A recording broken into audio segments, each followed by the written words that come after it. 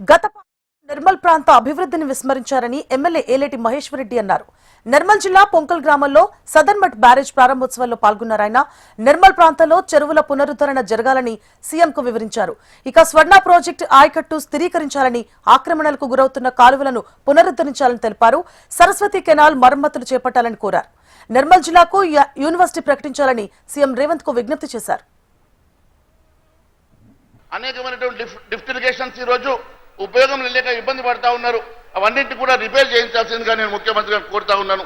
అంతేకాదు, నిర్మల్ నడి బొడ్డు నుంచి గతంలో కాలువలు ఉండే, మరి చెరువుల నుంచి పోయేటువంటి నీరు ఒక చెరువు నుంచి ఇంకో చెరువుకు వెళ్ళాలంటే ఈ కాలువల ద్వారా పోతుంటే ఇవన్నీ కూడా ఎంక్రోచ్మెంట్కి గురవుతున్నటువంటి సందర్భంగా వాటిని స్ట్రెంథన్ చేయాలని, వాటిని మోడర్నైజ్ చేయాలని చెప్పేసి నేను ముఖ్యమంత్రి గారికి కోరుతా ఉన్నాను. గతంలో దాదాపు 16 కోట్ల విలువ చేసేటువంటి ఎస్టిమేట్స్ ని నేను ముఖ్యమంత్రి గారికి ఇవ్వడం జరిగింది. వెంటనే దాన్ని మంజూరు చేయాల్సిందిగా నేను ముఖ్యమంత్రి గారికి కోరుతా ఉన్నాను.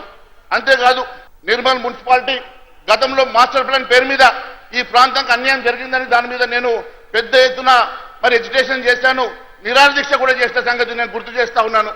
దానికోసం మరి నేను గతంలో మున్సిపాలిటీలో రిజల్యూషన్ కూడా తీయించాను. మరి దాన్ని వెంటనే రద్దు చేసి అప్పుడు కాంట్రవర్షియల్ గా ఉన్నటువంటి జిఓఎంఎస్ 220ని రద్దు చేయాల్సిందిగా కోరుతా ఉన్నాను. వెంటనే మరి ఇక్కడ ఎక్కడైతే అగ్రికల్చర్ భూములన్నింటినీ కూడా ఇండస్ట్రియల్ జోన్ గా మార్చినటువంటి గత పాలకుల్ని వెంటనే మీరు ఆ జీవోని క్యాన్సిల్ చేసి మరి ఇక్కడ ఉన్నటువంటి రైతుల్ని ఆదుకోవాల్సిందిగా నేను మీ అందరినీ ముఖ్యమంత్రి గారిని మీ ద్వారా కోరుతా ఉన్నాను. అంతేకాకుండా ప్రత్యేక అభివృద్ధి కోసం గత ప్రభుత్వం మున్సిపాలిటీ అభివృద్ధి కోసం నిధులు ఇస్తే 3 కోట్లు ఖర్చు పెట్టిన తర్వాత ఆ నిధులు క్యాన్సిల్ అయినాయని చెప్తా ఉన్నారు. దయచేసి దాన్ని రివోక్ చేయాల్సిందిగా నేను ముఖ్యమంత్రి గారిని కోరుతా ఉన్నాను. అంతేకాకుండా టీయూఎఫ్ఐడిసి ద్వారా 50 కోట్ల రూపాయలకు జీవో వచ్చింది. కానీ ఇప్పటి వరకు ఆ 50 కోట్ల రూపాయలు మంజూరు చేయలేదు.